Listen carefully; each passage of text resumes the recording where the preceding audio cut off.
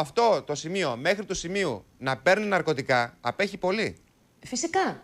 Δηλαδή δεν υπάρχει κάποια αίσθηση ότι παίρνει ναρκωτικά ο κύριος Κουγιάς. Προς Θεού δηλαδή τώρα. Γιατί αυτό που λέτε και εσείς είναι αιχμή τώρα. Λέτε να πάει να κάνει και αυτός την ίδια εξέταση. Και εγώ να κάνω. Και εγώ. Δεν υπαφήνει υπονοούμενα και εγώ θα πάω. Και εγώ θα πάω. Πάντως, εγώ δεν πιστεύω ότι υπάρχει κάποιος Έλληνας που πιστεύει ότι κάποιος από τους δυο σου παίρνει ναρκωτικά, τέλος πάντων. Να σας πω κάτι, κύριε Λιάγκα. Δεν είμαι γιατρός. Αλλά... Δεν είναι δυνατόν να κάθεσαι να λες την επόμενη μέρα υπογράφεις κάνεις μια συμφωνία. Χωρίσαμε. Κάνεις μετά μια συμφωνία. Συμφωνείς δηλαδή στα χρήματα τα οποία θα τα καταβάλεις στη μητέρα των παιδιών σου για να μεγαλώσει τα παιδιά σου. Λες θέλω αυτό, θέλω εκείνο, θέλω τ' άλλο. Όλα ωραία και καλά. Το υπογράφουμε και δεν καταβάλεις το ποσό. Είναι ποινικό αδίκημα αυτό.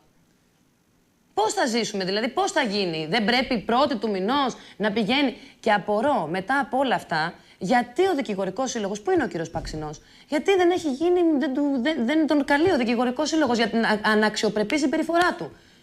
Να σας πω κάτι τώρα, επειδή αναφερθήκατε πριν στο Λάκη το Λαζόπουλο. Ο Λάκης ο Λαζόπουλος στην τελευταία του εκπομπή γύρισε και είπε